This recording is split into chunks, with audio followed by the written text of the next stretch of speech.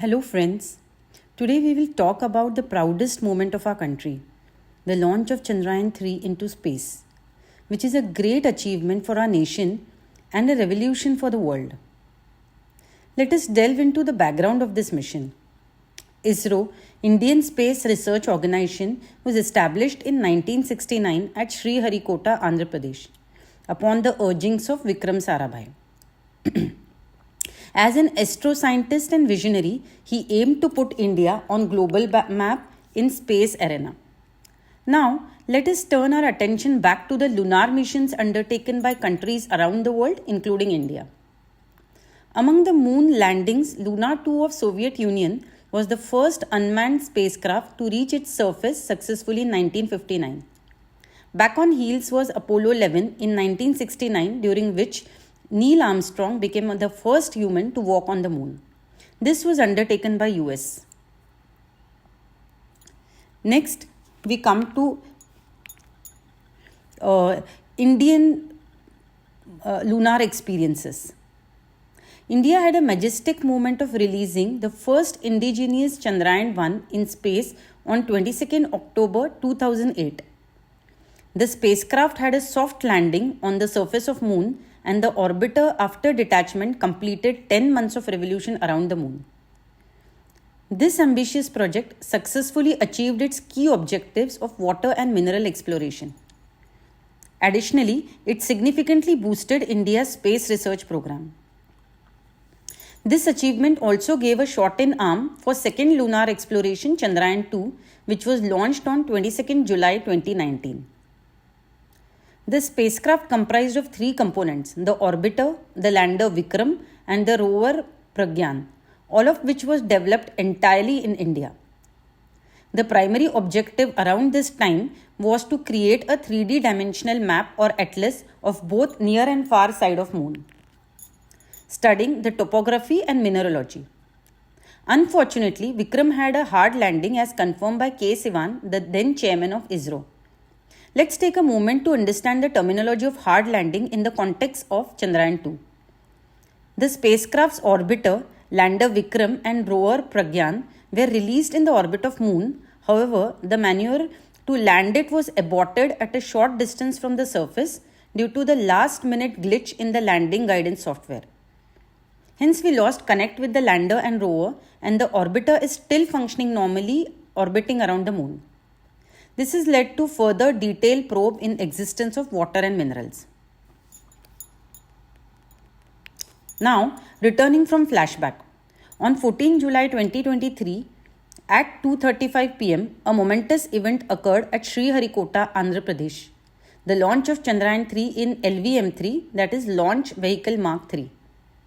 Chandrayaan 3 is composed of three main components: the propeller, responsible for carrying lander and rover to a 100 km lunar orbit, post which the lander will separate out from propulsion module. The lander, which is responsible for soft landing on moon surface. It is box-shaped and has 4 landing legs. It carries the rover within it.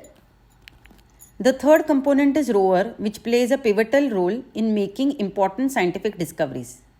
When the lander does a soft landing, the rover will be deployed on the surface of moon to commence its exploratory mission.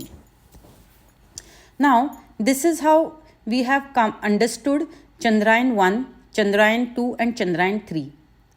Now, let us understand the path of Chandrayaan 3. Let's break down the path of Chandrayaan 3 into 3 stages in simple terms for better understanding. Earth orbit maneuver, translunar injection, lunar orbit maneuver. Let's start from scratch and explain the basics of launch process using layman's language. The launch vehicle called Launch Vehicle Mark 3, also referred as LVM-3, is the carrier of the rocket. On day 1, when LVM-3 is ignited, the role of LVM-3 is to take the rocket away from the Earth and into the space. Once the LVM-3 takes the rocket to a specific altitude and velocity, it reaches space and its role is accomplished. Now, stage 1 begins where the rocket is still in gravitational influence of Earth. The rocket cannot instantly break free from Earth's gravitational pull and directly reach the moon. It's a gradual process. When the rocket is ignited by fuel and oxygen, it burns and results in propelling the engines. It then completes 5 maneuver around the orbit of Earth, thus slowly but consistently moving away from the gravitational force of Earth. Let's continue with the explanation of second stage, which is translunar injection and the separation of rocket from the spacecraft. After successfully completing orbiting maneuver around the Earth and moving away from the gravity of Earth, the rocket one last time propels the spacecraft like a slingshot to the gravity of Moon. Here there is a change in the trajectory. After this, the rocket detaches from the spacecraft. In astronomical term, this spacecraft is called payload. The payload now consists of propeller, lander and rover. Now comes to the third stage. Third stage involves lunar orbit maneuvers. Now, the payload with the help of propeller, similar to the orbiting around Earth, will now orbit maneuver around Moon for 4 times, each time coming closer to the Moon. Eventually, it will reach circular orbit of 100 km from above the Moon. At this point, the lander separates from propulsion module and starts its journey of a soft landing on the Moon. This is because now the momentum of lander has to be retarded for the sole purpose of soft landing and not crashing itself on the hard surface of Moon. Note that here the propeller still continues to orbit around the Moon and acts as a facilitator of transmitting signals from lander to Earth. Now, this is what is the path of Chandrayaan 3. Now, let's come to the objectives outlined for Chandrayaan 3. First, composition and geology of lunar surface. Second, study the environment and history of Moon and check the potential for resources. Third, better understanding of mineral composition and gases emitted. Fourth, and lastly, there might be a possibility near equator of satellite for human settlement. The current ISRO chairman S. Somanath is one of the brains behind India's vision to land on Moon and took charge of Chandrayaan 3 mission. He has confirmed that the total budget for this project is roughly 615 crores. This is believed to be at a very low cost, however, doesn't compromise on the quality and reliability of technology. Now, the last question that arises here is, why do we have to undertake this Moon expedition? So here I can give you an analogy. China has share in lithium reserves mines in Australia and Zimbabwe, and as of today is one of the major exporters of lithium.